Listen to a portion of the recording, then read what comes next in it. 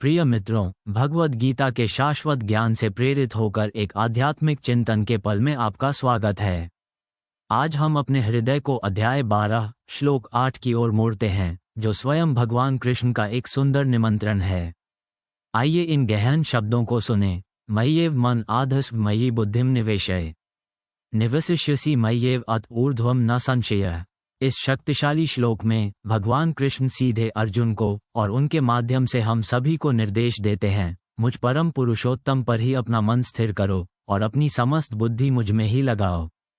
इस प्रकार तुम निस्संदेह मुझ में ही निवास करोगे। ये श्लोक भक्ति योग, भक्ति के मार्ग का एक आधारशिला है। कृष्ण जटिल अनुष्ठानों या कठिन तपस्याओं के लिए नहीं कह रहे हैं, वे सबसे सरल लेकिन सबसे गहन भेंट मांग रहे हैं, हमारा मन और हमारी बुद्धि।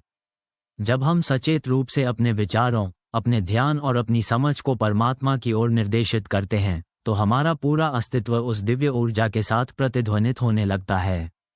उस शांति और स्पष्टता की कल्पना करें जो ये जानने से मिलती है कि आपका वास्तविक निवास स्थान परमात्मा के साथ है। यह अटूट संबंध का वादा है, एक निश्चितता जो सभी सांसारिक संदेहों से परे है। अपनी आंतरिक क्षमताओं को सर्वोच्च को समर्पित करके हम स्वयं को सर्वोच्च सत्य के साथ संरेखित करते हैं, जीवन की चुनौतियों के बीच सांत्वना और उद्देश्य पाते हैं।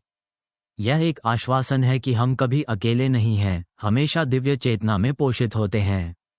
ये श्लोक हमें परमात्मा के साथ गहरा, अधिक व्यक्तिगत संबंध विकसित करने के लिए प्रेरित करे। आइए हम अपने मन और बुद्धि को सर्वोच्च पर स्थिर करने का प्रयास करें, ये जानते हुए कि ऐसा करने से हम वास्तव में घर लौट रहे हैं, उनकी कृपा और उपस्थिति में शाश्वत रूप से जी रहे हैं।